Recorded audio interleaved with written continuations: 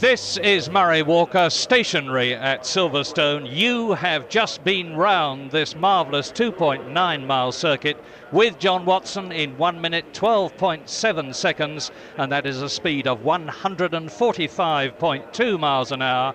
You are looking at John Watson now. He is in 5th position on the starting grid, and that time of his was not fast enough to give him pole position, far from it, because the fastest man in practice was the little Frenchman René Arnoux in the Renault, 1 minute 11 seconds, an incredible speed of 148.6 seconds, just a little faster than his teammate Alain Prost, the winner of the French Grand Prix 2 weeks ago. Third fastest, and being tipped by many people to win today's race, Nelson Piquet in the Brabham Ford, and fourth fastest, the Frenchman Didier Pironi in the Ferrari Turbo. Then John Watson, fifth fastest, ahead of his teammate Andrea de Cesaris, and that is very significant. They are both in the new Marlboro MP4 cars, which are very, very quick and getting faster all the time. Seventh fastest only in practice, world champion Alan Jones, who just could not get the car to settle down to his satisfaction. There is the world champion that you're looking at now. And then eighth quickest was Gilles Villeneuve, winner of 2 Grand Prix already this year, in spite of the evil handling of his turbo Ferrari. And then ninth fastest was Carlos Reutemann for this Marlboro British Grand Prix of 1981. So the weather conditions, I'm glad to say, are extremely good for racing, because although the sky has been overcast, as you can see for yourselves, there are patches of blue there. There is no rain in the skies at the moment, and the course is dry. Indeed, it is quite sultry. 3 British non-starters for this event, unfortunately. Notably, Nigel Mansell, who failed to qualify his Lotus 87 after the 88B had been withdrawn after a lot of political aggravation, regrettably. The other 2 British non-starters, Brian Hinton in the Tolman and his teammate Derek Warwick, neither of whom were able to get the Tolmans to qualify. Indeed, you probably saw Brian Hinton's car bursting into flames as he came in at the end of a practice lap in that sequence that preceded this bit. So now it's just a matter of a very short time before this 68 lap, and that is 199-mile British Grand Prix starts. We'll be seeing the form-up and the warm-up lap, and that is the position for the World Championship. Carlos Reutemann leading Nelson Piquet by 11 points, so even if Reutemann fails to score any points in this British Grand Prix, he will still be leading the championship. Alan Jones moved down from 2nd to 3rd after the French Grand Prix and is 2 points behind Piquet, but 3 points ahead of Gilles Villeneuve in the Ferrari. Then Jacques Lafitte in the Talbot Matra, 17 points. Alain Prost, thanks to his French Grand Prix victory, up to 6th position. And in 7th place equal, John Watson and Riccardo Patrese with 10 points each. An enormous crowd, as you can see here at Silverstone today. They have been pouring in. Indeed, at 1 o'clock this morning there was a 2-mile traffic jam outside the gates waiting to get in, and they've been pouring in consistently ever since, expecting to see, and it will be, the fastest Grand Prix of the year, because in practice we've had speeds of nearly 150 miles an hour for a lap around this 2.9 mile circuit. Who better to tell us about that than James Hunt? Yeah, well, the big news today has been in the warm-up. We have always this problem where the cars qualify and they run in qualifying trim, and the 2 fastest, of course, were the Renaults, who were sensationally fast and nearly a second quicker than any other car. However, on the morning of the race, which is not part of qualifying for the grid, they have a practice session when everybody fills up with fuel, puts their car into the trim in which they're going to race it. And Nelson Piquet was over a second quicker than anybody else in that second per lap in that run this morning in race trim. So if he was running his car full of fuel and in full race trim, because they're slower, of course, with the full fuel load in, and sometimes people don't put it all in. If he was full of fuel and in full race trim, he looks a very strong favourite for the race, except, of course, that he's got the big problem of getting past the Renaults, because they've got this additional power with the turbocharged engines. They're definitely more powerful than his Cosworth, and of course you can't overtake in the middle of a corner, and if they accelerate away from him down the straights, he's going to have a big battle to pass them. The Renaults are a bit difficult to get off the line. They don't start very fast with their turbocharged engines, but there's quite a long run up to the first corner, and even if PK or some of the others can get past them at the actual start, there's enough time possibly for the Renaults to get to take charge of the position by the first corner here. It's a fair old run. So it could be a very interesting battle developing. PK looks to be the favourite for the race on race trim form, but he's got a big problem with the Renaults to get past. The Brabham people, incidentally, swear that PK was on full tanks and was on race tyres when he did that sensational qualifying, a non-qualifying lap, the practice lap in the warm-up. There he is. We'll soon know the answer. PK, incidentally, was out in the Brabham BMW Turbo in practice over the last 2 days and was very nearly as quickly in that. And as you will see from the points position underneath, PK has already won 2 Grand Prix. Those are the Argentine and San Marino, and the other points are for his 3rd place at Long Beach and his 3rd place in the French Grand Prix. Nelson Piquet then, and he, after practice, is in 3rd position on the grid. And away they go now, round the warm-up lap before the start of this 68-lap race. Yes, there they go, the cars just on their parade pace lap, their formation lap that they do, leading off with the pole man, warming their tyres up and getting round back to the start to make sure all their engines are running, so that we try and avoid the situation of having a stalled car on the grid. Weaving about a bit, that's to warm up the tyres. It's a manoeuvre of fairly negligible value, I always think, but they do it, get the feel of things. Up through Cox Corner, coming up to Beckett's, which is along with the chicane just about the slowest point on the Silverstone circuit. Silverstone, now they resurfaced the track a few years ago, about 4 years ago, 5 years ago. They put a very grippy surface on it, and it's now fantastically fast everywhere. This Beckett's corner that they're going around now used to be affectionately called a hairpin, where they take it at well over 100 miles an hour. And now they're coming down the Hanger Straight, which is the fastest part of the circuit, depending on the wind, going into Stowe Corner, very fast corner, taken in about 4th gear, depending on how they're gearing at something like 130, 140 miles an hour. They're still on the Hanger Straight there, that's the group, all weaving around. I always think that one of these days two people will weave in non-sympathy with each other and hit each other, which would be a very silly way to start your days after your afternoon's racing. But hasn't happened yet. And they're now they've come round Stowe Corner into Club Corner, another very fast one. Terrific circuit to drive on Silverstone. It's very open. You can really attack the corners, really throw the car in for the drivers to feel. The car's handling well, but they do require a little bit of bottle, because, for instance, Club Corner's 140, 150 miles an hour. Now they're coming up the final straight into the chicane, which will complete their lap. They'll start slowing down now to come up to form up on the grid for the start proper. There they are slowing down now. The pole man allowing the field to bunch up so that they come together. He doesn't want to sit on the grid too long waiting for the red light to come on, because the engines start to overheat. He's got his clutch going. He doesn't want to risk burning his clutch. When you've got your foot on the clutch, it can drag a bit, it starts to get hot. So he's letting the field bunch right up to him so that he doesn't have to stop for too long. As soon as all the field is stopped, the starter will then judge everybody to be in position, and he will put on the red light, which stays on for a minimum of 6 seconds and a maximum of 10 as laid down by the regulations, and then the field is on.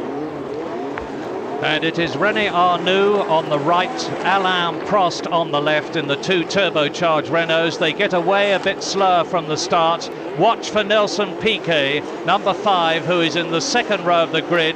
There are some 12,000 horsepower and more waiting to be unleashed there as we wait for the red lights to go on. And as we look at them now, René Arnoux is on the right, and on the left is Alain Prost. The red lights are about to go on, the revs are rising, and away they go. Up to the first right-hander at Cox. and it's Pironi up with them. Piquet in 4th place, I see there. It's Pironi going through into 2nd place. The two Renaults have got the Ferrari sandwiched between them as they have gone round Copse, up to Maggots, round Beckett's, and the rest of the field streams through on this first flying lap in this 68 lap down the Hanger Straight onto Stowe Corner. And there is Michele Alboreto in the Tyrrell, already in trouble. He's had very little trouble in practice, qualified well, but Alboreto out of the race seemingly already as they come up towards the completion of the first lap, streaming away from Stowe Corner, from Stowe up to Club, from Club up to Abbey, the very, very fast left-hander, which is some 160 miles an hour. Well, a pretty uneventful start, very clean, they all got away well. The feature of the first lap being, of course, there is one of the Arrows cars in the catch fencing. I can't quite see what. And it's Prost leading from Pironi with in 3rd position Villeneuve. So the two Ferraris are up ahead of René Arnoux. Piquet is in 5th position, and Alain Prost, the man who was in 2nd position at the end of practicing, slower than his teammate René Arnoux. And look at the terrific lead that Prost, the Frenchman, already has, and it is turbos in 1st, 2nd, 3rd positions. Didier Pironi in the Ferrari 2nd, Gilles Villeneuve is 3rd, René Arnoux is 4th, Nelson Piquet is in 5th place, and it's one of the two Williams cars in 6th position. Well, the race has already established that the Cosworth engine cars have got a big problem. The turbo-powered cars used their power very well on the first lap, particularly the Ferraris that have even managed with that. They seem to have more power than the Renaults as well. And Villeneuve's going inside Pironi, having a go. Can't see whether he's quite made it or not, but they've got into a bit of a mess there. And one of the Ferraris has lost ground. But the trouble is that Piquet, who's sitting there behind them, no doubt very worried that he's got 4 turbo cars in front of him to try and get by, has been unable to capitalise on that bit of a mess as they all arrive together. And it's Pironi in 2nd place. Arnoux is ahead of him, back into 3rd position. Villeneuve is 4th, and then it is Arnoux in 5th place. And there goes Pironi through. And Pironi ahead. Didier Pironi in the Ferrari ahead, with the Renault tucked up behind him. And yet another one. It's Derek Daly into the pits, number 17, Derek Daly in the march, in the pits, as this terrific battle continues around the circuit. They're now down the Hanger Straight for the 2nd time in this 68 lap race. Don't forget, ahead of this lot, as René Arnoux comes up and tries to take Didier Pironi, the Ferrari with the white helmeted Didier Pironi is in 2nd place. There is the leader. That was Alain Prost going through. Now, Pironi 2nd, Arnoux 3rd, Villeneuve 4th, then Piquet and Jones and Watson and De Cesaris. That is the order on the 2nd lap.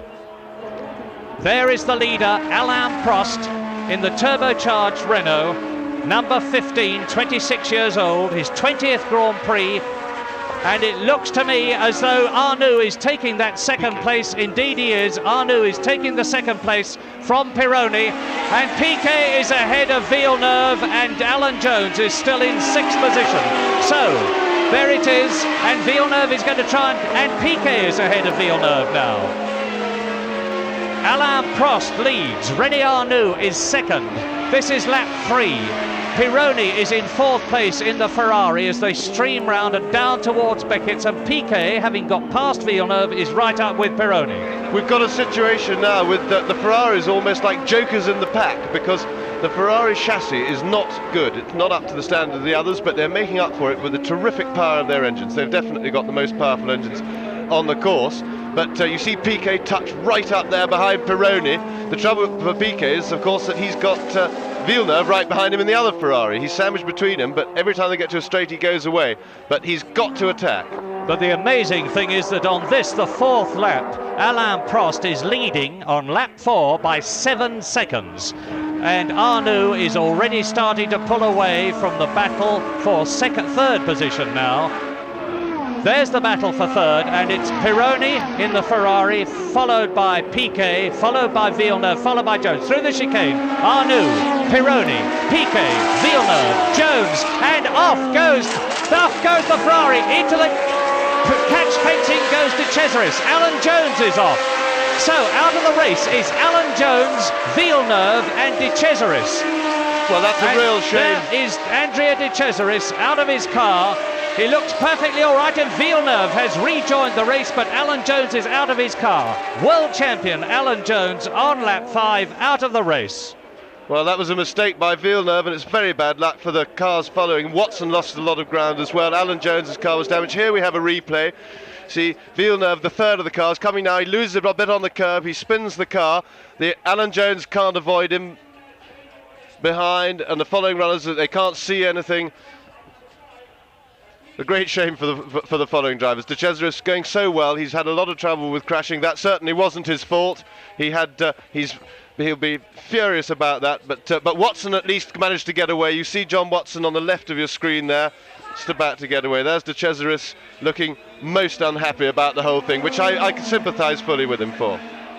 And at the end of that, the next lap, the one that has just been completed, Alain Prost is now leading his teammate René Arnoux, and Villeneuve's car absolutely shredded. Front wing broken, the rear wing battered, and his near side rear tyre exploded. And ironically, Villeneuve goes off the circuit at a standstill, and I say ironically because he was going extremely well in the race, extremely well in practice. So now Stur is out of the race, Alboreto is out of the race, Daly has gone into the pits, world champion Alan Jones is out, De Cesaris is out, Villeneuve is out, and John Watson spun. And we are now on lap 6 in this 68 lap race. Here is the leader. Now look down the field, and it would seem even at this early stage as Andrea De Cesaris broken-heartedly and furiously sprints across the circuit that the Renaults must almost certainly, unless they have mechanical trouble, win their second Grand Prix in succession, because Prost has an enormous lead. I would have to dispute that, Murray, because Piquet has now got a clear run at the two Renaults. He's got clear of Pironi in third place, and there you see Alain Prost all on his own in the lead. But Piquet, the Ferraris, as I was saying when all the excitement happened, are like jokers in the pack, and they're holding everything up, and they've now got cleared away. Look at Prost's lead, absolutely huge. There is Nelson Piquet, now in third place, and chasing René Arnoux and catching him. There's Arnoux coming now. No, sorry, that's Piquet. That's the gap you've just seen from Arnoux to Piquet. 3.5 seconds, and at the end of lap 6, the order in the lead: Prost, second Arnoux, third Piquet, fourth Pironi, in fifth position Reutemann in the Williams, in sixth position Andretti in the Alfa Romeo, then in seventh position John Watson, who of course went off and has rejoined the circuit. There's Piquet in third position. Behind Piquet you see the Scarlet Ferrari of Didier Pironi, and we are on lap 7 out of 68. Completing the lap, the leader, Alain Prost.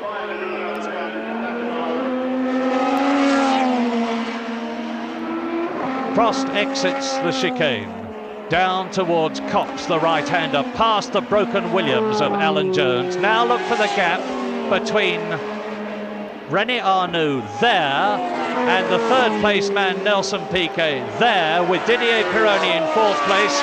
It is still about the same. 3.58 seconds is the gap between number 5 Nelson Piquet, Nelson Sotomayor to give him his correct name, because Piquet is a nom de plume which he used in his early days of racing in order to prevent his parents in Brazil from knowing that he was racing. But anyway, Piquet or Sotomayor, it looks to me as though he is gaining now, definitely, on René Arnoux in the turbocharged Renault, who is in second place, following his teammate Alain Prost.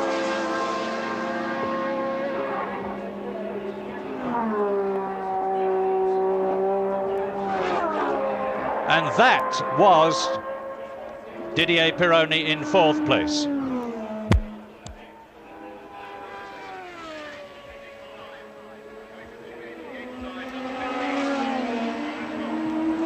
Alan Jones, 4 laps of the Grand Prix you won last year. What happened?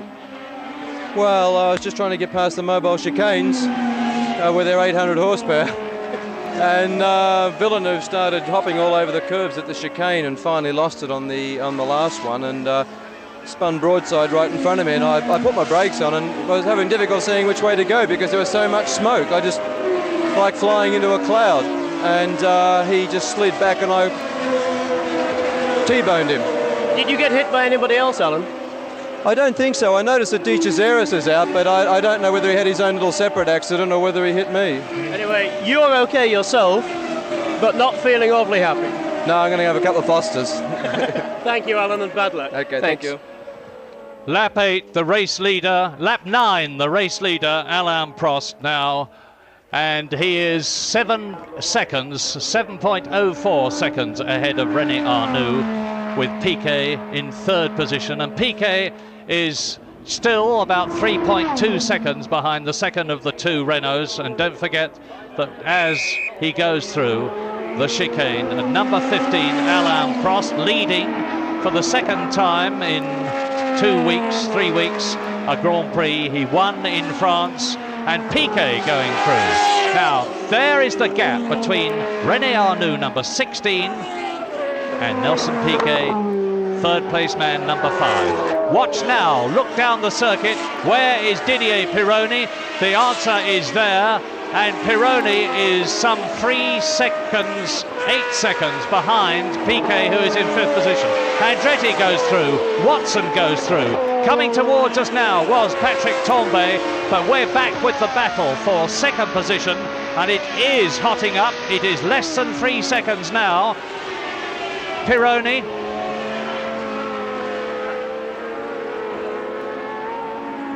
There goes Piquet. Leading the race, Alain Prost. In 2nd place, René Arnoux. In 3rd place, Piquet. And where is Didier Pironi? In the background.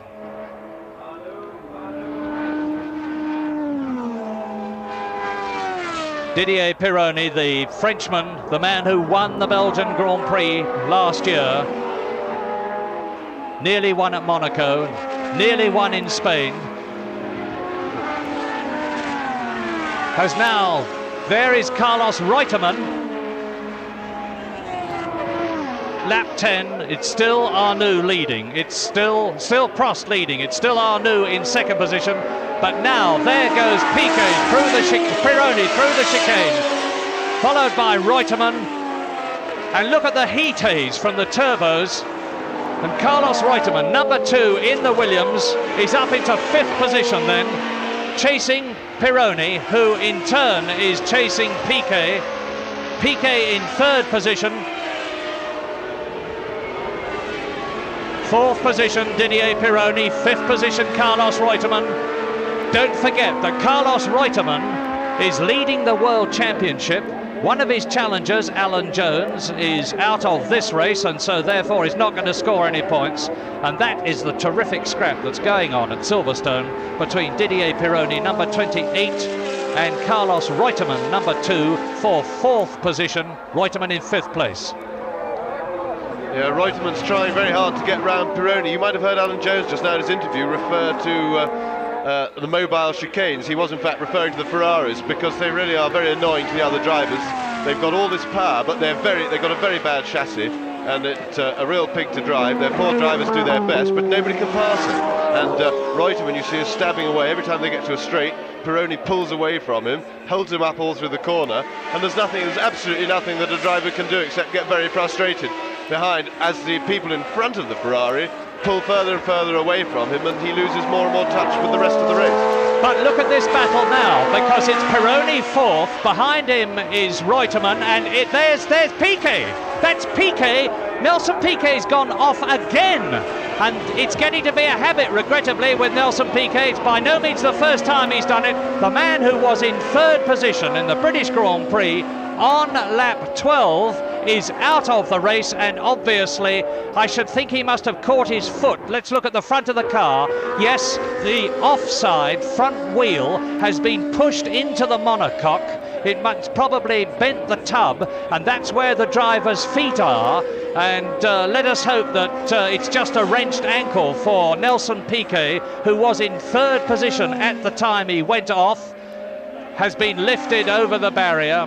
The car in the catch fencing, and that means, of course, that now behind Piquet, the battle is now for third place between Didier Pironi in the Ferrari and Carlos Reutemann. And here it is. And behind them is John Watson, who has got ahead of Mario Andretti. So third, fourth, fifth, sixth men go through. Third, number 28, Pironi. Fourth, number 2, Reutemann. Fifth, number 7, John Watson. And in sixth place, number 22, Mario Andretti. It's Ferrari, Williams, Marlboro, Alfa. And ahead of all of them, the 2 Renaults of Prost and Arnoux. Yes, Renault's having a fairly easy time of it now. Their main threat has gone. We unfortunately didn't see what happened to Piquet, how his accident took place. But if that was a mistake, that was certainly pretty inexcusable, because of course he was all on his own. He wasn't under any pressure. He was just running after the Renaults, trying to close the gap. And he's been making mistakes recently. I think that's the 4th race running that he's no, I tell a lie, the French Grand Prix he finished in, as Reutemann having a go, but still unable to do anything about the Ferrari. And Watson's climbing over his back view now. Watson, in fact, is very well placed to tow past Reutemann into the chicane here. If you watch, he's getting a good draft. He'll pull out. This is the battle for third, and indeed Watson is he? Yes, he's going through on the inside. John Watson up into 4th position with a superb passing manoeuvre past Carlos Reutemann, and now he's setting about Didier Pironi, the 3rd place man. John Watson, who was 3rd in Spain, 2nd in France in this ever-improving Marlboro MP4, the Ulsterman, the only British driver in this British Grand Prix of 1981, and he was very bullish about winning, and he goes through into 3rd position. Fantastic driving by Watson. The only point is, can the Ferrari now with its power catch him down the straight? Watson did a beautiful passing manoeuvre on Reutemann because he feinted to his left. Reutemann protected that. He then moved inside. He fooled it out. Oh, I think the Ferrari's in trouble. The Ferrari seems to have slowed down. So all that beautiful driving by Watson has been wasted. What a shame. Now we're going to see it again, because he's having to come from a long way behind the Ferrari, and he's nearly slid into him. Pironi kept out of the way very nicely, and Watson was through. And it was a fine piece of aggressive driving. Watson's driving really well now. His confidence is back and everything's fine. Whoop. And the Ferrari, the turbo is on fire. I suspect that's the trouble. That great plume of smoke is one of the from oil burning in one of the twin turbos, which are atop the engine behind the driver. And look, I just saw a spurt of flame, but it looks to me as though it has gone out. So Pironi is definitely, like his teammate Gilles Villeneuve, who went out on lap 5 after that crash, out of the race. And we really are losing drivers all the way through the race now, and on lap 14 it is still Prost leading Arnoux, with Watson up into 3rd place, and there he is ahead of Carlos Reutemann. In 4th place it is now in the Alfa Romeo Mario Andretti. In 5th position it is Jacques Lafitte in the Talbot. Then behind Lafitte it is Riccardo Patrese, and as you see, the best lap so far, Prost in a time of 1 minute 15.2, and that's a speed of 140 miles an hour, and that is some 4 seconds, over 4 seconds after his fastest lap in practice, which was almost the same as the fastest lap in practice, that of René Arnoux, in 1 minute 11 seconds exactly. 148.5 miles an hour, and I don't like the look of that. The ambulance going out and crossing the course in front of the competitor, the leader, and obviously that is to pick up Nelson Piquet from Beckett, and of course we will let you know as soon as we know ourselves what the problem is with Nelson Piquet, with the ambulance having gone out to collect him, as the marshals push Didier Pironi's broken Ferrari down the concrete road and back to the pits. There are the St. John ambulance people over the barrier. Piquet still on the ground. on the other side of the Armco and the wood palings, just a few feet away from his car, and the St John's people going out to treat him.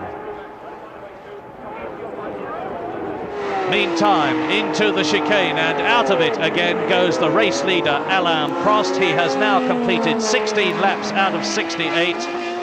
Look now for the gap as René Arnoux goes through. I can tell you that the gap is 8.4 seconds according to my timing. That's Arnoux, second place, and Arnoux, number 16, is 11th equal in the World Championship with only 5 points. So he really needs points to lift himself in the championship. And that is one of the Ligiers that's being passed as John Watson goes through in third place. And meantime, Riccardo Patrese has gone up to 6th position ahead of Lafitte as we look at Watson third, Reutemann in 4th place, Mario Andretti in 5th position, and then Riccardo Patrese, I remind you, has gone through into 6th position. That is the order. And there is Riccardo Patrese in the background, being followed by Jacques Lafitte and Elio De Angelis and Hector Ribac and Derek Daly. And behind Derek Daly is Eddie Cheever, and behind Eddie Cheever is Keke Rosberg, the Finnish driver. There behind Rosberg is Slim Borgud, followed by Jean-Pierre Jarier and Marc Sura in the Theodore. And into the pits comes the race leader. What a sensational British Grand Prix this is turning out to be, because now Alain Prost is in trouble. And look at the uproar in the Renault pit, and he's coming in for tyres, obviously. Up goes the car, down go the jacks. Well, that's very interesting, because that may well mean that René Arnoux is on the same. He may well be on the same compound of rubber, and if they've made an unwise choice, got a little bit too soft, because they certainly seem to be going quicker relatively in the race than they did in practice. Maybe they were frightened by Piquet's form this morning, put on soft tyres, and have paid the price. Anyway, we shall see, because if that is the case and they're in tyre trouble, then of course Watson is in a very strong position. He's now moved up to 2nd place already because of the pit stop, and we'll have to wait and see what happens to Arnoux's car. New race leader, René Arnoux, the man from Magny-Cours in his 41st Grand Prix, the ex-kartsman, and Piquet being lifted into the ambulance. Very obviously conscious, he was looking down at the ground, raising his head as he went into the ambulance. I hope and trust it is nothing worse than a sprain. We'll let you know as soon as we know. Meantime, René Arnoux goes through, completing lap 16. There's the new leader, the current leader. But, of course, as we have a new leader, so we have a new 2nd place man too, albeit a tremendous way behind the man that we're looking at.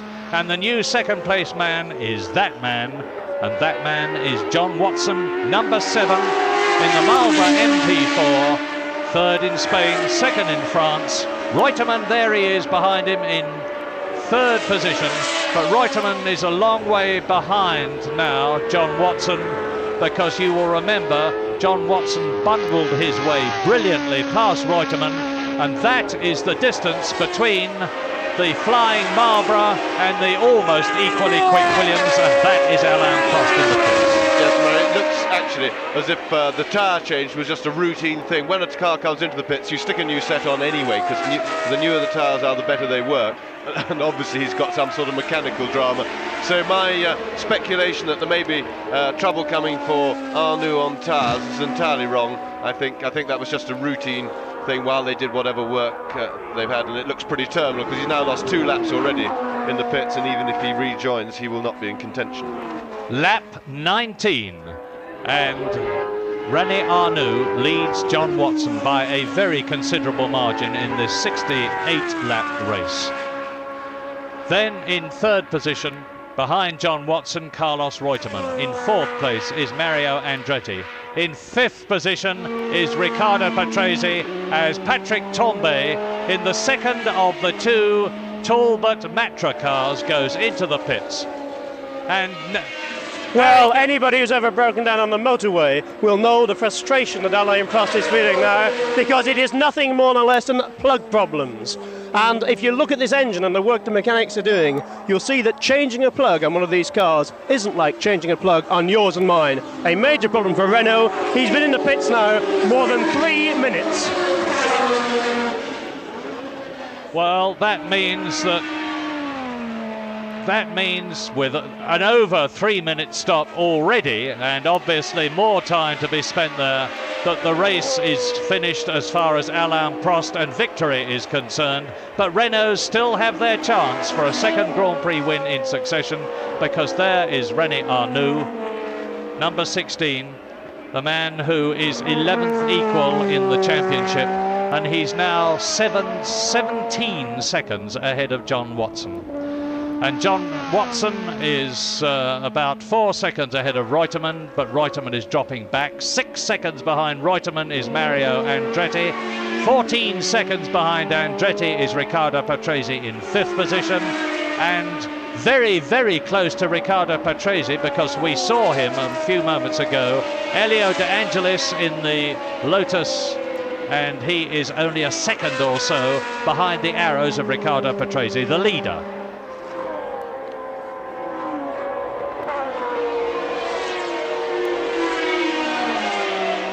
Fourth in France was René Arnoux, 9th in Spain, 8th in San Marino, 5th in the Argentine Grand Prix, and 8th at Long Beach. So it's been a very poor season for him, because he won 2 Grand Prix last year. Into Woodcote, closing up on and about to lap Keke Rosberg, the Finnish driver in the Fittipaldi car. There's Jarier, number 32, followed by Rosberg, the race leader René Arnoux, and he has now completed 21 of the 68 laps.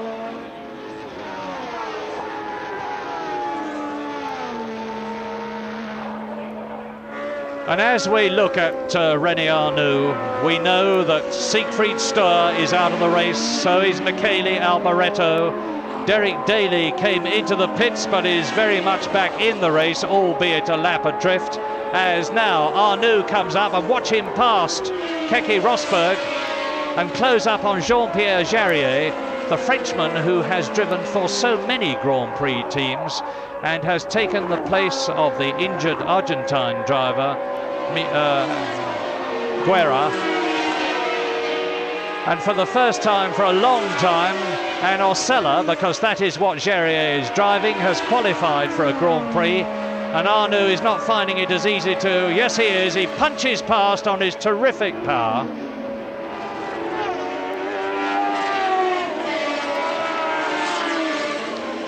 Well, the viewers of Channel 9 in Australia will need, as paper bag flies up in the background, will need, I hope, some consolation, because Alan Jones is now once more out of a Grand Prix. It's been a terrible year for him. He started off well enough by winning the first official championship race of the year at Long Beach. Then he was second at Brazil and 4th in the Argentine, and then things really started to come adrift for Alan Jones.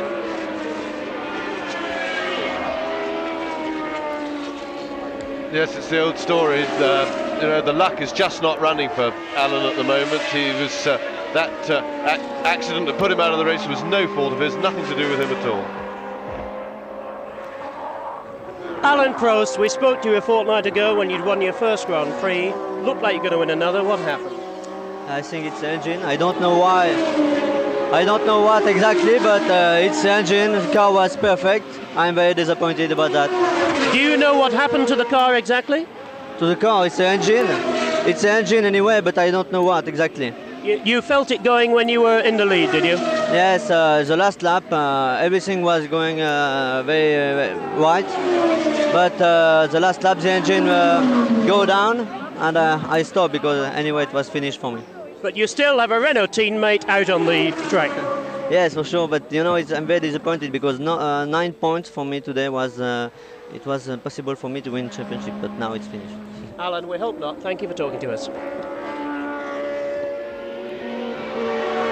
Well, as a very disappointed Alain Prost disappears, there in second place is John Watson, number 7, and the time difference between him and René Arnoux is some 25 seconds, and that is on lap 24 out of 68. Still a long, long way to go, but the Renault, of course, is under no pressure. 25 seconds is a very, very considerable cushion, and Arnoux, as I have said many times before, will know exactly what the situation is. His team manager, Gerard Larousse, the great ex-racing driver and rally driver himself, is watching every move of Arnoux and everybody against him. And 6 seconds, there, 7 seconds is the gap between Watson and Reutemann. Reutemann being in third position, so there's some 25 seconds between Arnoux and number 7, Watson, and 7 seconds between Watson and Reutemann. But there again, I suspect that the gap is extending, and it's pretty static for the first 3 places on lap 25 out of 68. As into Woodcote to complete another lap comes the third place man through the chicane, Carlos Reutemann. Yes, it's all gone pretty static at the front. It looks now really as if Arnoux only has to stand up to win, look after mind his P's and Q's, look after his car, make sure he gets on no problem, and then keep his fingers crossed and trust that nothing breaks on it, nothing goes wrong.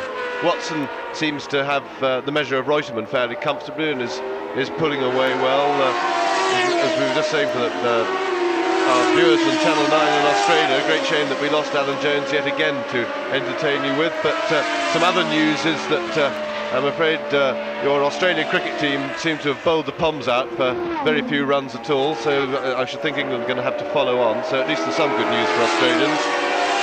As René Arnoux, with good news for France, goes through the chicane and completes his 25th lap. Arnoux, with that 25-second cushion, has just passed Marc Surer, the amiable Swiss driver who is in the Theodore car. And the power of this Renault really is most impressive. I'm sure Arnoux will be feathering the accelerator and taking things very easily. I was saying that he would be getting pit signals through his team manager, Gerard Larousse. He's on lap 26 now. And as you see, the order is Arnoux leading Watson, within third position Reutemann, 3 different makes of car in the first 3 places, then another one, the Alfa Romeo of Mario Andretti 4th, another one, the Arrows of Riccardo Patrese 5th, and the 6th different make of car in the first 6 places is Elio De Angelis's Lotus 87 in 6th place. Hang on, that's De Angelis coming. And there is De Angelis. I spoke too soon. Elio De Angelis, who started off practicing in a Lotus 88B, had it turned into a Lotus 87, which you do by removing a large number of components, mainly bodywork, is having a mysterious conversation with somebody. I can't imagine what this is about. Any ideas, James? No, I've no idea, unless he was black flagged. He may have well have been black flagged. He looks pretty upset about something. That was an official. I accuse you, he is saying. And it's Robert Langford he's talking to. And Robert Langford is one of the chief international officials. I guess that may be the situation. Maybe, and we are hypothesizing, we are guessing. We didn't actually see a black flag being put out, but it was quite evident. Every picture tells a story, and that picture certainly told one.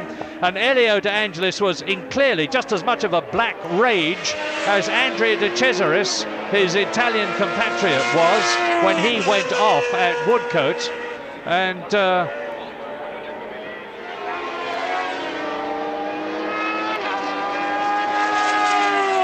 he's talking to David Thiem. The man in the black hat is his Essex co-sponsor, David Thiem, who for the last 2 years has solely sponsored the Lotus team. And De Angelis conversing with David Thiem. And now some of the press, all those are press representatives, piling round him to find out what has happened. He's standing in front of the Brabham pit. And this is turning into a very strange British Grand Prix, and I'm beginning to wonder, at the rate of decay that we've had over the last few laps, how many cars are going to be left in it at the finish. I'm just looking at the lap chart while I talk, And there are 14 cars left out of the 24 that started, because with De Angelis out, Prost out, Pironi out, Piquet out, Villeneuve, De Cesaris, Jones, Alboreto, Storr, the names go on, and we can't afford to have much more of this, or we're not even going to have a six-man leaderboard at the end of the race. Second place, John Watson.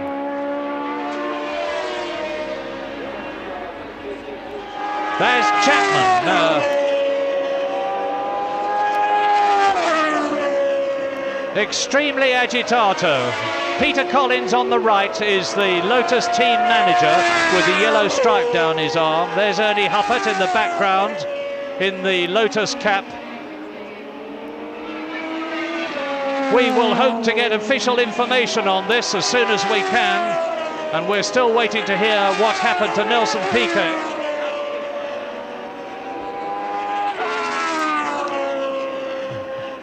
Disconsolate Barry Gill, I'm sure, will be on his way to Elio De Angelis. If Elio is prepared to speak to him, he doesn't look in the best of humour at the present moment, and who can blame him? John Watson going through in second place, 25 seconds or so in front of him, René Arnoux. And now John Watson, as we look at Reutemann, number 2, John Watson is 9 seconds ahead of number 2 in third position. But Carlos Reutemann hasn't got too much to worry about. He's leading the World Championship with 37 points. Piquet, who is in second position, on the World Championship, of course, is out of the race. Jones, who is in third position in the World Championship, is out of the race. So if Carlos Reutemann can just keep rolling along in the places, he will get 1 point even for sixth position. But he's in third place at the moment, and he gets 4 points for that if he finishes in third position. And that would give Carlos Reutemann a total of 41 points. And the second place man behind him at the present moment would still be Nelson Piquet with 26 points, and Carlos Reutemann would be virtually unchallengeable for the World Championship. However, that is all hypothesis, and a lot can still happen in this race, because we are only on lap 30. We have not even yet reached half distance. John Watson, second place.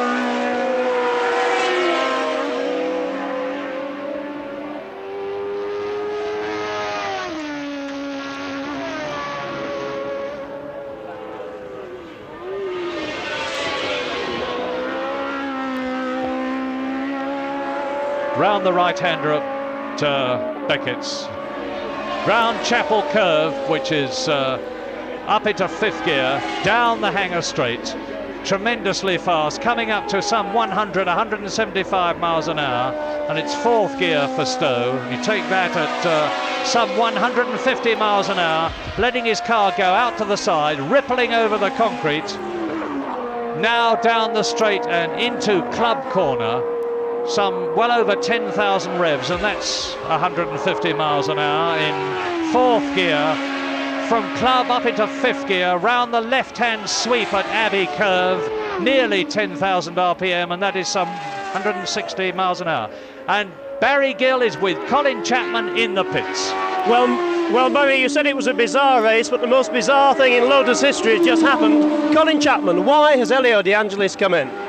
It's nothing ever. I've never known this happen before in motor racing. Apparently he was black flagged because they felt that he didn't respect a yellow flag about 10 laps sooner. But normally, of course, if you're going to black flag a car, you get the team to do the black flagging, and only then, if the team doesn't black flag, then the stewards do it. I've never heard of this before. I just can't believe it. There's no way he should have been black flagged on the start line like that. Well, surely what normally happens is you have a minute's penalty, isn't that right, Colin? No, normally it's an admonition. They slow the car down, talk to him, tell him he's been a naughty boy, and then let him go. Not make him exclude him from the race like this. That's crazy. Colin, I have to say it hasn't been your weekend, has it? You can say that again. Thank you for talking to us. Very disappointed Colin Chapman. It certainly has not been Colin Chapman's week. First of all, he came here with 2 Lotus 88Bs, only to have them excluded after a lot of political hassling. Then they were converted into Lotus 87s, one of which, because of all the problems they had had, Nigel Mansell failed to qualify. Elio De Angelis got into the race all right and was much faster in the pre-race warm-up period today.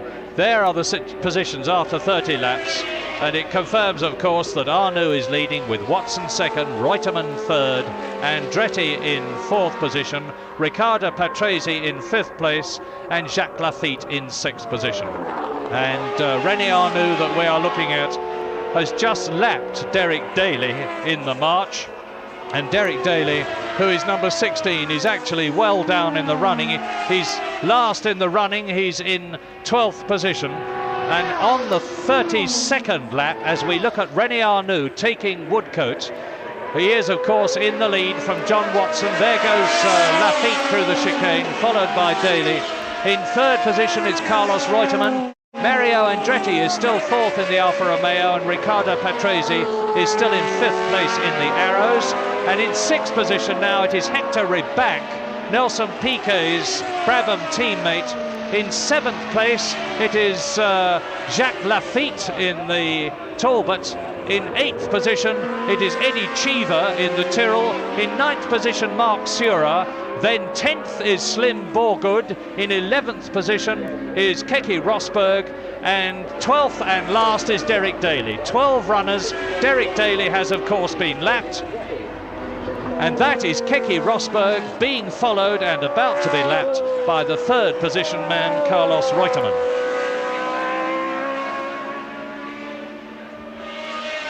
"12 cars have gone out of, I was going to say retired. One of them, of course, has been forcibly excluded, as we just heard from a bemused Colin Chapman, and as we have seen from a furious Elio De Angelis, for that incident where, according to Colin Chapman, Elio De Angelis was given the black flag, which means come in, and he was then excluded because he had allegedly ignored a yellow warning flag, something unique in motor racing. But anyway, the other 11 cars have retired, and it means now that with the race not even at half distance, half the entry is out, and only 12 runners are left as we look at number 6, Hector Ribac, the Mexican, who is in 6th position. That's Patrese. Now, if there is the nearest we have to a battle at the present moment is what we're looking at now, which is Riccardo Patrese. There he is, the Italian, who incidentally is on Pirelli tyres. There are no less than 4 different makes of tyre in this race: Goodyear, Michelin, Avon and Pirelli. And Patrese goes through, followed by, in 6th position, Hector Ribac. 12 cars spread around the course, and Riccardo Patrese, for the second year in succession, is the unofficial sports car world champion. He was unofficially, there isn't actually a drivers' championship in sports car racing, but had there been one, Riccardo Patrese would have won it with his co-driver last year, and he would have done the same thing this year in a Lancia turbo car. There's Andretti, there is Patrese. That's the 4th, 5th and 6th men that we are looking at. They're quite close to each other on the circuit. Mario Andretti, the oldest man in the race, second only in terms of Grand Prix experience to Carlos Reutemann. There is Patrese in 5th position. There is... And we have just got some unofficial news, which are subject to confirmation, nevertheless, is very good news. And that is, I am very happy to say, that Nelson Piquet apparently has suffered no worse damage than a cracked bone in his leg. And that is very, very good news. He's still at the circuit. They haven't even bothered to take him away from the hospital. It's possibly a cracked bone. It may not even be that. It may just be a very severe bruising and sprain. Very good news then that Nelson Piquet, the brilliant Brazilian, who is currently in 2nd position in the World Championship, apparently suffered no real damage and injury in that very nasty looking crash when he went off at Beckett's corner on lap 12 in this 68 lap race. There's the Arrows, much revised. It has an entirely new rear suspension. It has these new tyres on it. And there, Riccardo Patrese is definitely gaining on number 22, the tremendously experienced Mario Andretti, who is 41 years old in his 119th Grand Prix. Andretti fifth, Patrese fifth, Andretti is fourth, Patrese is fifth, Hector Ribac is in sixth position. In seventh position it is still Jacques Laffite into the chicane. Judge for yourselves. Andretti, Patrese, Hector Ribac, Alfa Romeo, Arrows, Brabham.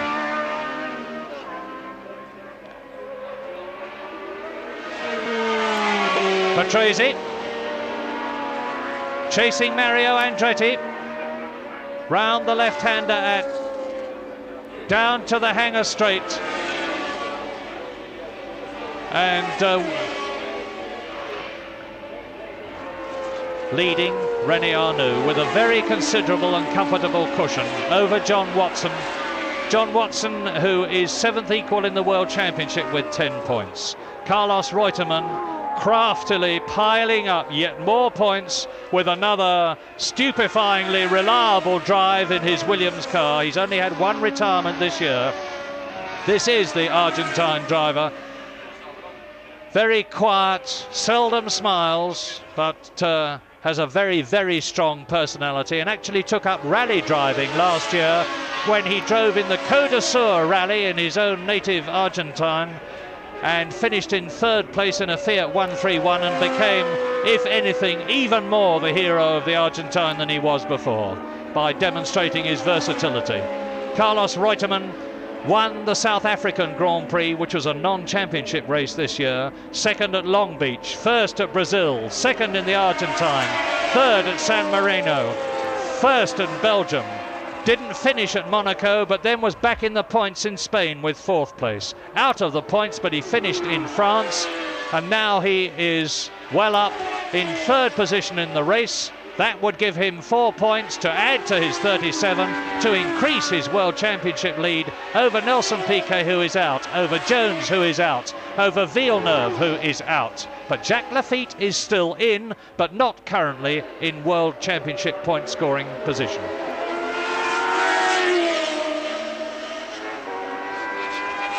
We're seeing a lot of Silverstone now with not very much on it, because the mice have got at the entry in the biggest possible way. 24 started, 12 running, and they are very, very spread out. Disappointing at this comparatively early stage, because we are now on lap 38 out of 68, and there's 30 laps to go as we look at the race leader, René Arnoux, going through the chicane in 3rd gear at, believe it or not, 130 miles an hour. Disappointing for the crowd, because they would obviously have hoped to have seen a more competitive race as it was in the early stages, and now it is very, very spread out. Because now René Arnoux is 28 seconds ahead of Watson. Watson is 17 seconds ahead of Reutemann. Reutemann is about 15 seconds ahead of Andretti. Andretti, as we look at Watson in 2nd place, is now less than a second ahead of Riccardo Patrese, and Riccardo Patrese in 5th position is 7 seconds ahead of Hector Ribac. Watson.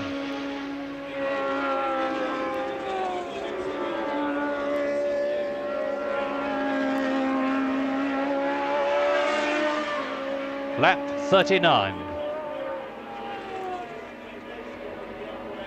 And as they come out of the chicane in front of us, behind John Watson, the battle between Patrese and Andretti is very much joined.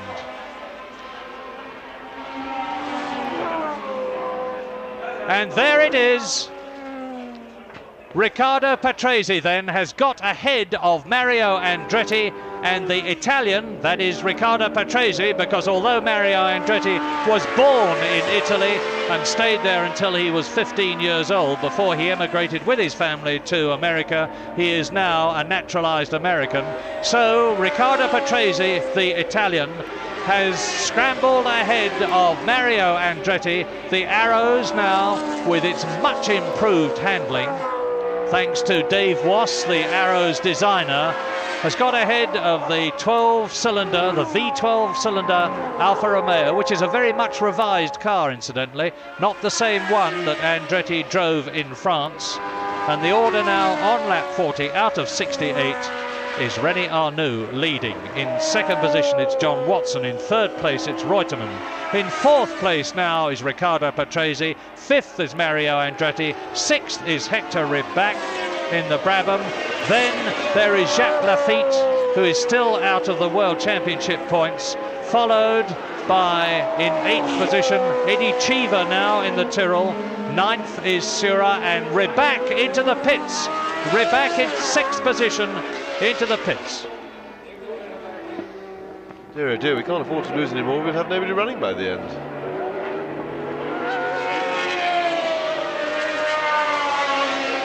And you can see for yourself what it is.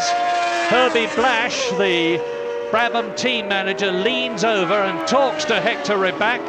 It looks as though it is only tyres and nothing else was being done to the car. The near side rear is holding them up. The others have been changed. Up goes the mechanic's hand, out goes the jack, away goes the car. Hector Ribach is into the running, but that means to say now, I think that Jacques Laffite will have moved up into sixth position, and he has done so. Jacques Laffite.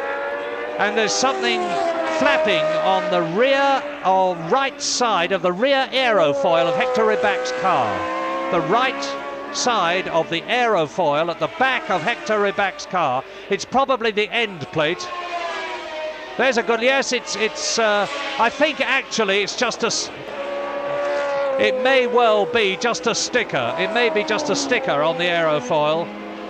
On the other hand, it may be the end plate, in which case it will upset the airflow characteristics over the wing and could therefore affect the handling of the car. Yes, it is the end plate. I think it's been going like that for some time now, and in fact if it comes off it won't make much difference to the handling of the car, and obviously it will spoil the flow over that side of the wing a little bit, but not so much a problem anyway. He's survived quite well. There's a hare running across the track. That's quite a danger actually at Silverstone, because Silverstone being farmland, there are quite a few rabbits and hares and other little beasties in the fields on the infield of the circuit. And of course, one of those, you saw how tiny it was, but if you hit one of those at 160 miles an hour and it comes up the front of the car and into your face, it would kill somebody for sure, even with the benefit of a crash helmet for protection. So the organisers here at Silverstone do take a lot of trouble actually to drive all the animals out before a big race, well, before all the race meetings, and they make lots of bangs and come and shoot them.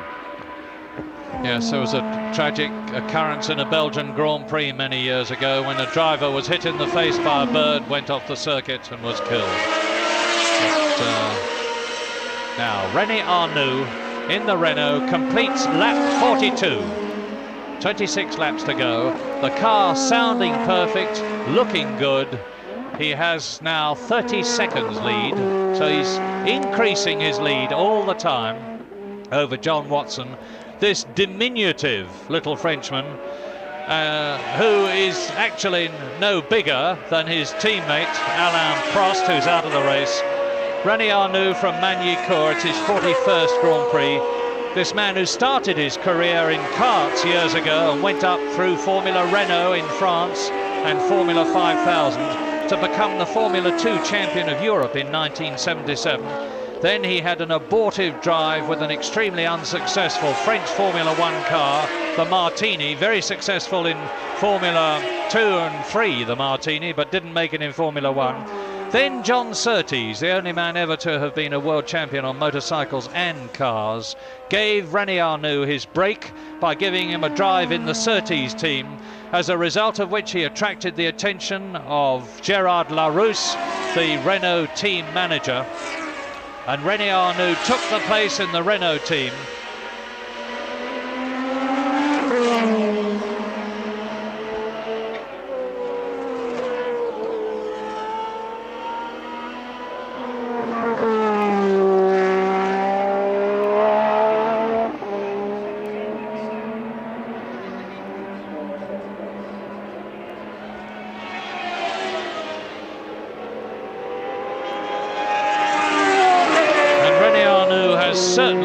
the most of his opportunities, because, as I say, he won in Brazil and South Africa last year, 1980. He finished 6th in the World Championship, but he certainly hasn't had the luck like Alan Jones. It's funny how you can be on top and then, without changing your style or your ability, plummet down. And like Alan Jones, René Arnoux has had a very bad 1980 so far, because the best he has done was to finish 4th in France the weekend before last. But it certainly looks as though he's on his way to victory in the British Grand Prix as we look at Andretti over the skyline. And I have realised, incidentally, that we have seen nothing of Bruno Giacomelli in this race, Mario Andretti's teammate, who disappeared in the very early stages. De Cesaris's car, that is, the broken McLaren, the Marlboro McLaren of Andrea De Cesaris, and behind it, you can't quite see it, but behind it is Alan Jones's car, and it's a very, very sad sight. The second Marlboro car of John Watson that was involved in the accident that Andrea De Cesaris's car was also involved with, there's Alan Jones's car, but John Watson managed to make a magnificent return to the circuit, as did Villeneuve, and we're looking at Watson. But unlike Watson's car, which is absolutely unique on the Formula One Grand Prix circuits, because it is made totally out of honeycomb aluminium and Kevlar fibre and is tremendously strong. The Lotus 87 and 88 have a similar construction, but the use of the metal in the Marlboro is unique. And there is Reutemann in 3rd place in the Williams car. And Reutemann now is some 19 seconds behind John Watson. John Watson is 30 seconds behind Arnoux. And Reutemann has got Patrese some 18 seconds behind him. And Patrese is now some 8 seconds ahead of Mario Andretti, with Lafitte in 6th position, Eddie Cheever in 7th place, Mark Surer coming up towards the points in 8th position in the Theodore. Then in 9th position, Hector Ribac, who of course we have seen go into the pits for tyres. In 10th position, it is Slim Borgood in the ATS. And incidentally, it's amazing what the right people can do.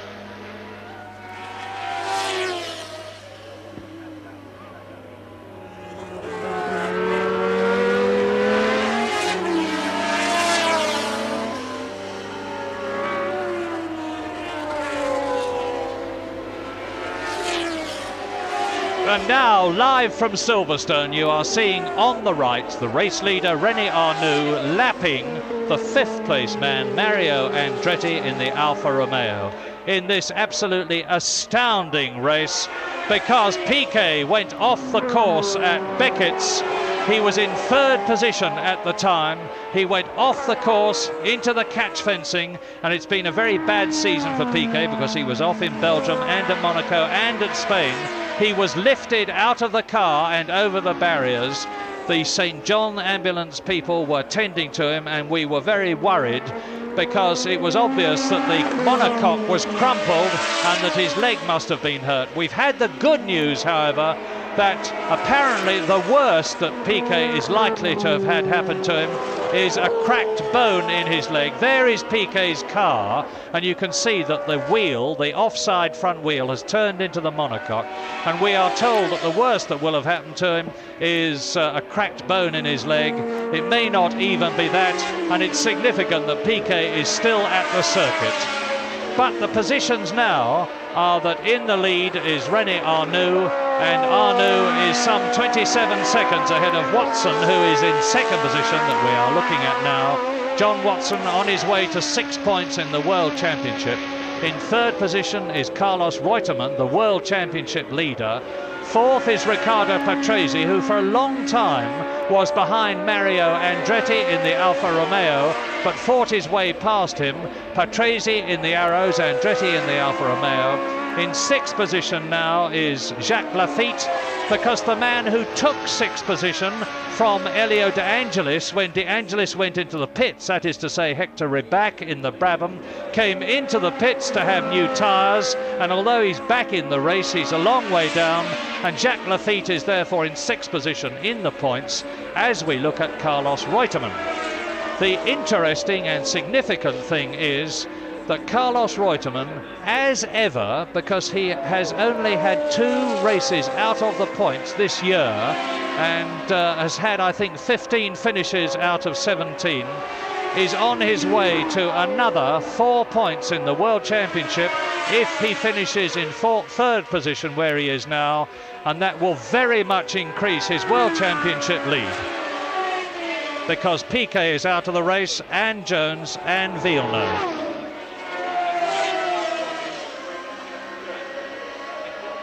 Well, if John Watson finishes in 2nd place, it will be the best British result in the British Grand Prix since James Hunt here won it. James, what do you got to say about that?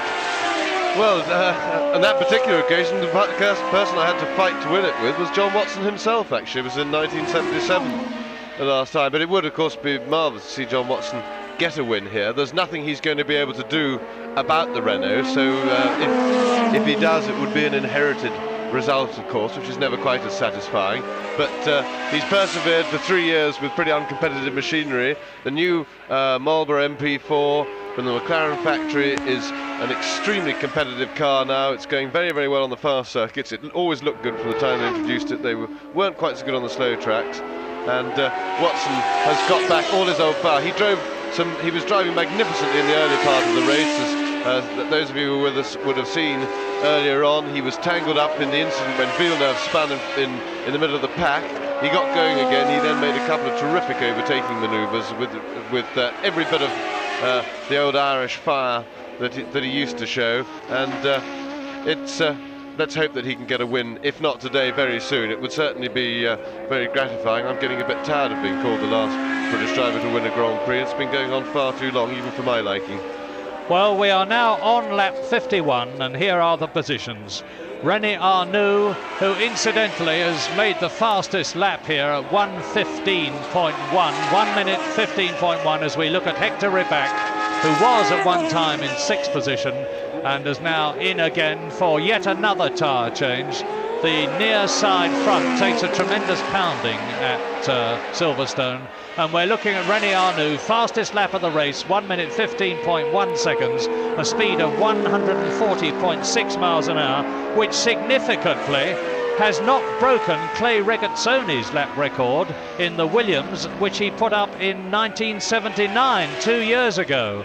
So that is an indication of how little the Renault is being pressed. René Arnoux leading then, John Watson in second position, Reutemann in third place, Patrese in the Arrows is in fourth place. In fifth position is Mario Andretti, who is in the background in your picture. In sixth position is Jacques Lafitte. Seventh is Eddie Cheever. In eighth position is Mark Surer. Then ninth and a long way adrift is Hector Rybak, followed in 10th position by Slim Borgud in the ATS. In 11th position is Keke Rosberg, and last in 12th position, 24 cars started, 12 are running, and the 12th place man is Derek Daly in the march. As we look at the leader, René Arnoux, who has again lapped Hector Rybak in the Brabham. Down Woodcote, through the chicane.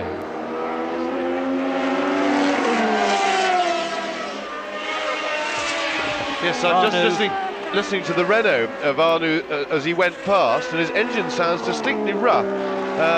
Of course, a broken exhaust pipe can sound pretty rough, but of course on a turbo that's rather critical. And if we can watch the car now, he's got Rybak behind him. If he's lost power, yes, Rybak is keeping right up with him, and it looks as if Arnoux may be in trouble because Rybak's keeping up with him very well indeed. This could be tremendously significant. If Rybak gets past Arnoux, that will indicate that, and he's doing it, Arnoux is in trouble. Arnoux is definitely on lap 53 in trouble. If Rybak can get ahead of him and catch him and pass him, John Watson, who is in second position, can do the same thing.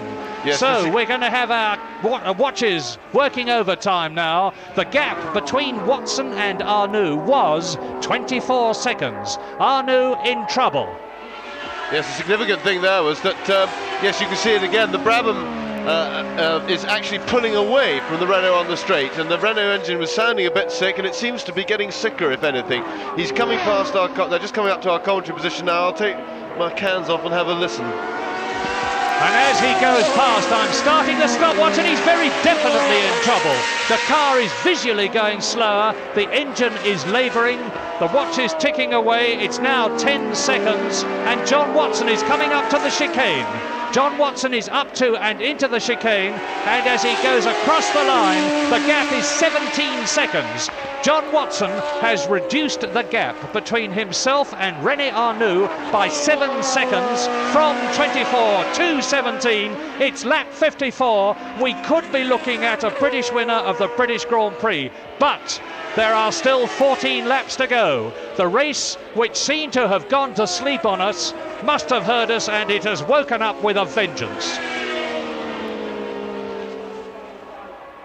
Stoer out, Alboreto out, Villeneuve, Jones, De Cesaris out, Piquet crashed, Pironi out, Prost out, De Angelis out, Rybak into and out of the pits, and now is the race leader René Arnoux in the second of the two turbocharged Renaults in enough trouble. Here's Mario Andretti closing up on that. That's Watson that we're looking at, but as they come into the chicane, it was 17 seconds on the previous lap, and I'm going to time the gap again. Mario Andretti, the American, the man who's won at Indianapolis twice, is going to take René Arnoux as John Watson comes up to the chicane. He goes through it, there he is, and the gap is down to 13 seconds. From 24 down from 7 to 17, from 17 to 13. Yes, well, at this rate, Watson's going to catch him easily. That, of course, is if Arnoux's car doesn't get any sicker. I should think Arnoux now is no longer worrying about winning the race, but he's worried about limping home to complete the remaining laps. I think it could be the same trouble that his teammate Alain Prost had. I believe Alain Prost came in, there's Andretti unlapping himself. We saw Arnoux lap him quite recently, so he's going backwards on the track, as it were, relative to the other cars. Alain Prost retired with some sort of plug trouble earlier with his engine, so maybe the Renault turbos have developed a little disease on their ignition systems. I don't know who the marshal was giving the blue flag to. If he was giving it to René Arnoux, there's not much chance of Arnoux catching and passing Andretti. They're coming up to a lap. Now, I remind you, the gap was 24 seconds 3 laps ago. It came down to 17. Then it was 13. Arnoux has passed my timing point, and I look down the course and I see John Watson coming up to the chicane in the Marlborough. There he is out of it, and the gap is 10 seconds. So John Watson is gaining on Arnoux at the rate of 3 seconds a lap. That means to say that in 3 laps' time he will be right on the tail of Arnoux. 3 laps' time will be lap 59, and there are 68 laps in this race. Real drama and excitement. Well, we can tell you, James and Murray, that the problem is almost certainly exhaust. And as you know, if the exhaust goes on the turbo car, it is no longer a turbo car, it's a normally aspirated car, so he's virtually running a 1500cc car, and the Renault people here are furious that he hasn't come into the pits to get it fixed. To be fair to René Arnoux, I suppose they know better than I do, but I don't know what you can do to fix it. But there they are. There are the furious henchmen of René Arnoux standing in serried ranks in the pits, waiting to give him a good wigging when he comes in.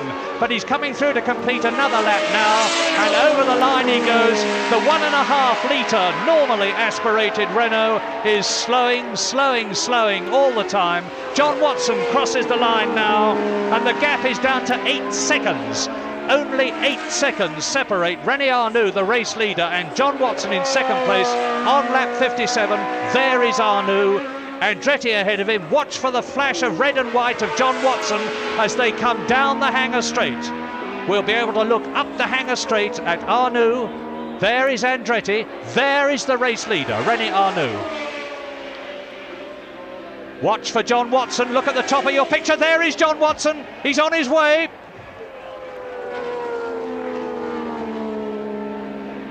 Well, I've talked about patriotic, chauvinistic crowds many times from the continent. We've got one here. We've got a patriotic, chauvinistic British crowd here at the moment. And the man that they are mentally in the cockpit with, willing on every wheel turn in this race, is John Watson, 35 years old, the Ulsterman who currently lives in London, and he also has a home in Bognor Regis. 17 years of racing experience, 116 Grand Prix, only one victory behind him so far, and that is the victory that he won in 1976 in Austria. 2 pole positions, however, one of them at Monaco. And this year he started off brilliantly in South Africa. There is Arnoux. And Arnoux now is on his way. He's not losing much distance to Mario Andretti. There's Watson. Now you'll see now the gap as they come into Hangar Straight. Compare it on this lap, which is lap 58, with the previous lap. There are Andretti and Arnoux. And there is John Watson. His Arnoux's car doesn't seem to be getting worse. In fact, he's lapping rather quicker now than he was at first. Very often when something goes wrong with your car, you have to sort of learn it again, and he's got much less power, and he's now settled down and got into the groove because he's, as Murray pointed out, he hasn't lost. Andretti unlacked himself and he's now hanging on nicely to him. Of course, the draft from another car, if he's lost all that power, will help him a bit. But Watson is closing steadily, inexorably, and can't fail unless Arnoux's car suddenly repairs itself and something weird happens. Can't fail to catch him by the end, and he's not going to have trouble passing a car that's down on power.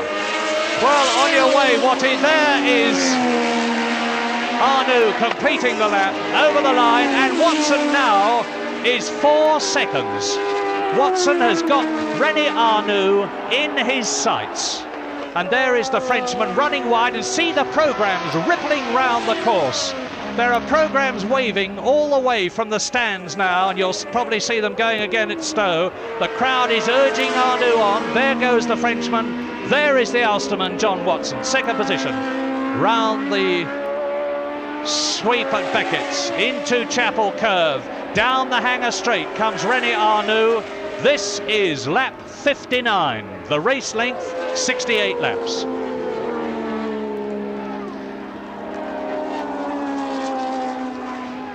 Heat haze rising from the turbos. Watson rides wide as he comes out of the left-hander at Stowe, goes down to the right-hander at Stowe, down to the right-hander at Club Corner. The Union Jack waves in the background.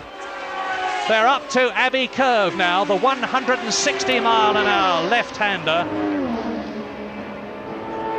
to Woodcote and the chicane. There's Arnoux into the chicane. There is John Watson behind him, and the time gap between Arnoux in the Renault, Watson in the Marlborough is 2.52 seconds. John Watson has been tremendously bullish about this race ever since Spain. He said the car was coming good, it was third. Then he finished in second place in France, and he said it's getting better all the time.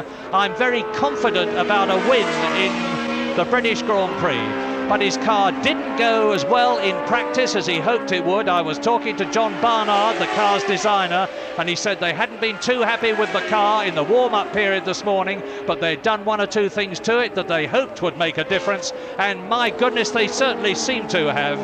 Although don't forget that it's a stricken Renault that René Arnoux is driving. Mario Andretti has unlapped himself and is still in fifth position behind Patrese. The Union Jacks waving again. The race leader, Arnoux, in second place, Watson, in third place, Reutemann, in fourth place, Patrese, in fifth place, Mario Andretti, and there's going to be a change of lead right in front of the grandstand on the main part of the course. Out of the chicane, there's no time difference here, and Watson is right up behind the gearbox of René Arnoux, into Copse. But no, I thought there was going to be a change there. Yes, no rush, Watty, no rush, please don't. It's the car's down on power, he doesn't have to take any risks, he can wait for his moment. Look, now he's got him, he's going to outbrake him easily into Beckett and away. John Watson, the man from Ulster, leads the 1981 British Grand Prix on lap 61 out of 68. Arnoux, of course, will inevitably drop back. He is now in second position. And still in third place, don't forget, with a flurry, a great sea of programmes waving all round the course, urging John Watson on. Not that he'll see them, of course, but do you see him, James? Oh no, you feel it, and there's Mario Andretti. His car broke down just as that battle was reaching ahead. He dropped out of sight almost unnoticed. No, you feel the atmosphere, Murray. You see all the arms wave, even if you only catch it out of the corner of your eye. It's a great lifter, and it's a terrific moment in a driver's career to take the lead there. All the Union Jacks waving, the crowd all waving, to take the lead in your home Grand Prix. You don't hear it, but by God you feel it. And the crowd rises magnificently as John Watson comes out of the chicane.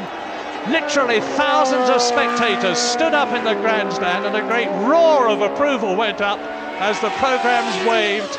John Watson surely on his way to the second Grand Prix in his long career, having won at Austria in the Penske car in 1976, and having gone through all sorts of misfortunes. For the last 2 years he was rubbished and written off by far too many people in a situation where the car he was driving, regrettably, wasn't as good as John was. But now that he's got this new John Barnard and Ron Dennis backed car, this carbon fibre chassis Marlborough, he's really made the most of it, race by race. And there's a sign of the times. More waving hands, more Union Jacks, lap 62. Watson leads, Arnoux is second, up into third place with the disappearance of Mario Andretti goes Riccardo Patrese, up into fourth place goes Jacques Lafitte, in fifth position now is Eddie Cheever, and in sixth position in the points now, coming up well, is Mark Sura.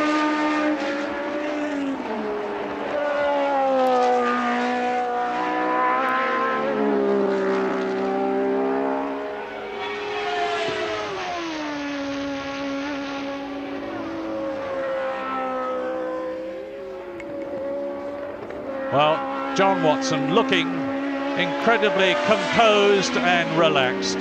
The car has handled magnificently every foot of the race, and as you see, the time difference now, after that really emotional moment, when once again we had a British driver leading our own Grand Prix. John Watson has just steadily pulled away from René Arnoux. I don't think Arnoux is going to lose his second place. The time difference 2.8 seconds, and that's Mark Surer coming into the pits, and Mark Surer is now out of the race, and he was coming up into sixth position on the pit straight behind Mario Andretti's car, and the race leader John Watson on his 63rd lap, just completing it. He therefore has another 4 laps to go, including the lap that he's on, as he closes up on Jean-Pierre Jarier in the Osella, the Frenchman, number 32, who has driven probably for more Grand Prix teams than anybody else.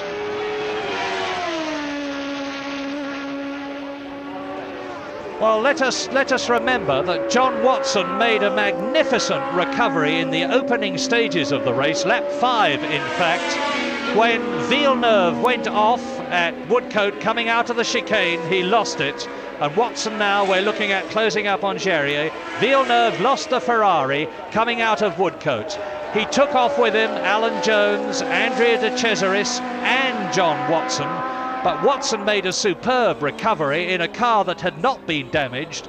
Villeneuve recovered, but his car didn't. It was very sick indeed, as a result of which Jones, De Cesaris and Villeneuve went out of the race. Jones went on, albeit well down, and obviously must have been a bit rattled mentally, but he has fought back superbly in an undamaged and magnificent motor car, and he's coming through now to complete his 64th lap into the chicane and out of it. And the time difference between John Watson and Arnoux stopping. As I talk, as Arnoux crosses the line, he stops on the pit straight. Halfway down the pit straight, there is his engine just exploded.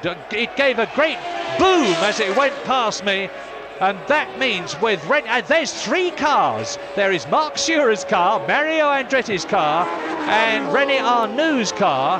And there we have now a new second place man, because up into second place will go Carlos Reutemann. The Reutemann has done it again.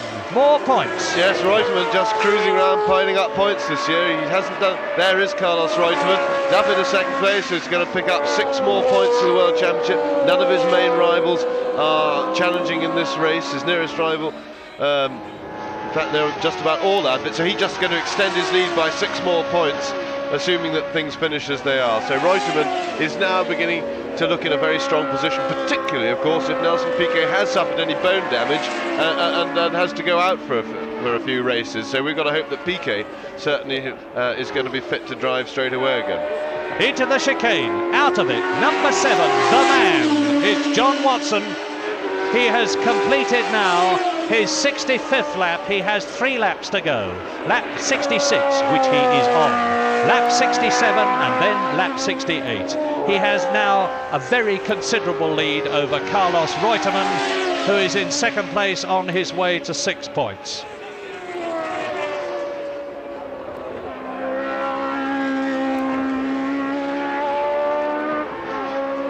Well, also, not only the car and the driver, but the engine, because John Watson's car is propelled by one of the incredible Ford V8 engines designed by Keith Duckworth, which have been winning Grand Prix for a long, long time now, since that's Patrise's car.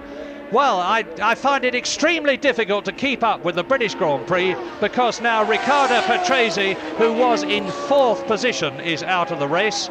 I keep a note of the people that go out of the race, and my piece of paper is rapidly now being covered with names. Watson through, another lap completed, and that means to say that with Patrese out, up into 6th place will go Slim Borgud, the Swedish rock drummer, who now under the leadership of Alistair Caldwell in the ATS team, the man who used to be with Brabham, has really got the ATS going superbly well, and Borgud is making the most of it.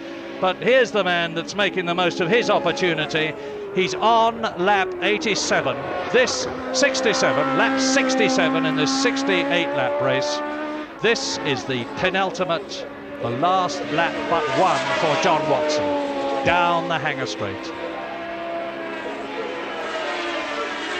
You could cut the tension here with a cricket stump, because everybody is living on their nerve ends, watching this man drive round the circuit, willing him on. There's nothing wrong with a British crowd wanting a British driver to win.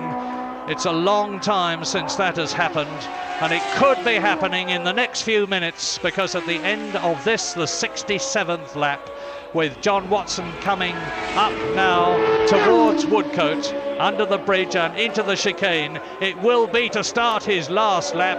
You can see a flurry of movement in the crowd, and I would expect them to go berserk with excitement on this, the 68th lap. Let's watch John Watson round on what so many people here are hoping is his victory lap. Yes, he'll still be biting his nails. As a driver, you never think you've won till you've won, because it's too risky to think so. He's worried about running out of petrol, something falling off the car and things. He'll be taking it very slowly. He's got bags of time, but apart from the little worries and things, he'll be very much enjoying this lap. He's not under pressure. He won't be feeling nearly as tired as he was when he was running in second place a little while ago. And there is René Arnoux, the man who for so long looked as though he had got the race in his pocket, but he hadn't. The turbo let him down, and John Watson is now on lap 68 out of 68. This is the victory lap. They know it, he knows it, we know it. He's only got half a lap to go, less than half a lap to go, because it is from Abbey Curve up to Woodcote, under the bridge, into the chicane. He's won because he could coast home now. Into the chicane, the crowd roars, and the British Grand Prix has been won by a British car with a British driver. His name, John Watson, and there's the victory salute. Oh, what a marvellous way to wrap up the British Grand Prix. John Watson having his first win for several years. His comeback has been slow and steady this year. He's worked really hard. He's driven better and better after his 3 or 4 years in the doldrums and inadequate machinery, and his reward has been paid off with his first win for a long time being a home win.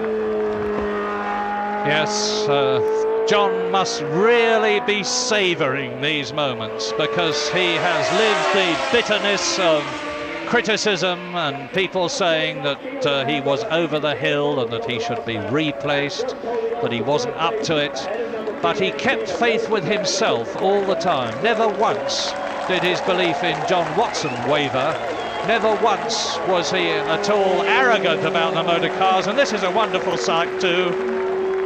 The crowd flooding to the barriers as much they can. John's faith in himself never wavered, and as soon as he got the right car, he just quietly set about with Ron Dennis and with John Barnard and all the other fine mechanics in the Marlboro McLaren team, getting that car right, and how well he has done it. And he has done in this race exactly what he said he was going to do a month ago, because when he mounted the victory rostrum at Jarama in Spain, he got off it and said, third in Spain, it's getting better. Then he was second in France, and he said, I feel very confident about winning the British Grand Prix.